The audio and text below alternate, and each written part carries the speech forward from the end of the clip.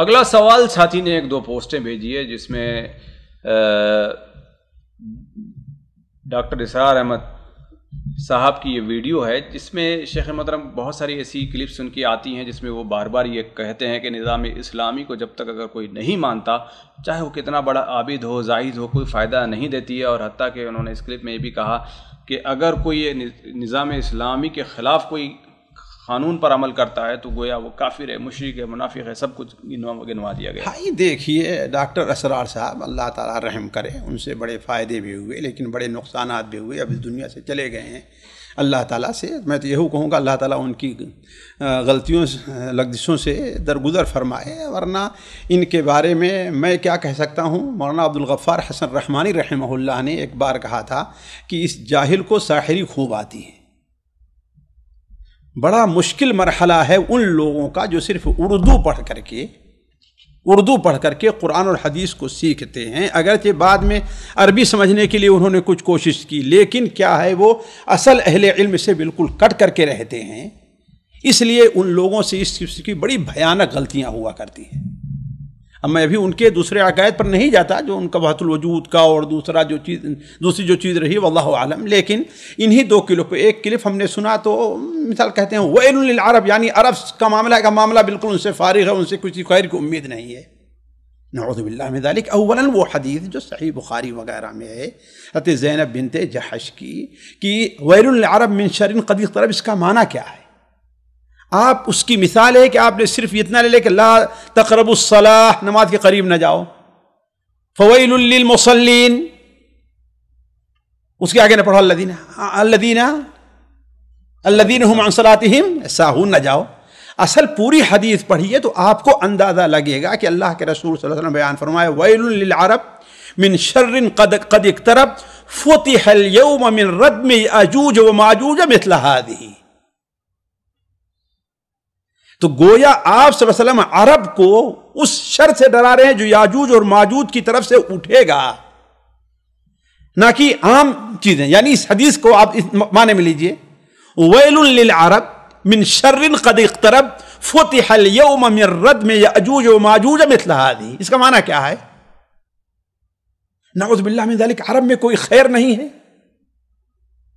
کہاں ہے حضرت ان حدیثوں سے جس میں صحیح بخاری میں حضرت ابو ہریرہ کی روایت ہے کہ ایمان قریب ہے کہ سمٹ کر کے مدینہ منورہ میں رہ جائے، جس طریقے سے سانپ اپنی دور جاتا ہے لیکن آخر میں کہا اپنی سوراخ کے اندر، تو اہل مدینہ عرب نہیں۔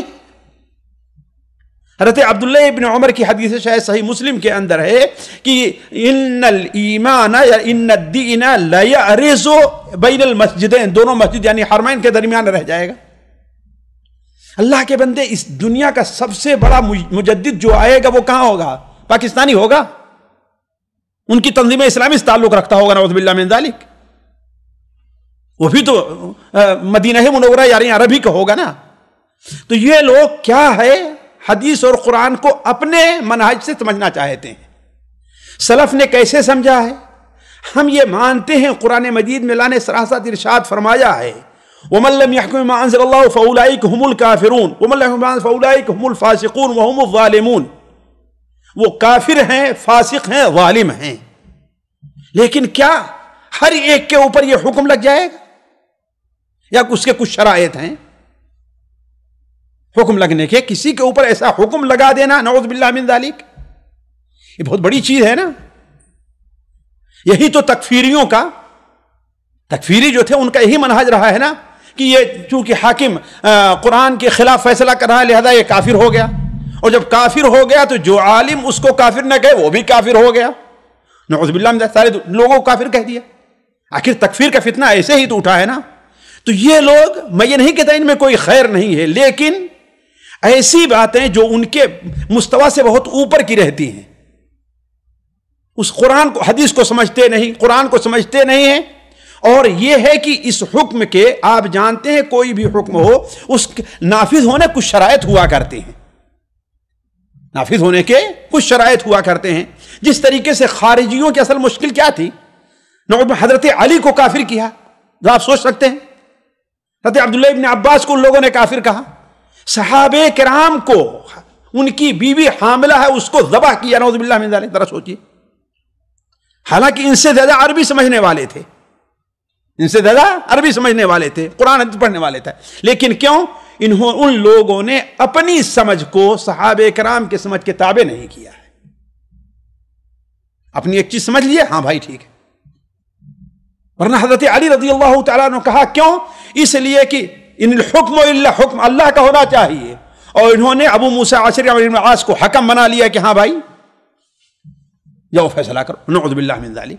تو یہ لوگ جذباتی ہوتے ہیں، اللہ ایک کھلا ذہن دیتا ہے۔ آج ہم دیکھیں ہمارا ہندوستان، پاکستان، ساری دنیا کے لوگ، بہت سے ہماری امت ایسے لوگوں سے مصیبت اور فتنے کے اندر مبتلا ہے، ایسی ان لوگوں سے ظاہر میں بھی آپ ہیں، لیکن ایسا ہوتا ہے کہ اللہ تعالیٰ کی ایک آزمائش ہوتی ہے، ان کی مدت محدود رہا کرتی ہے۔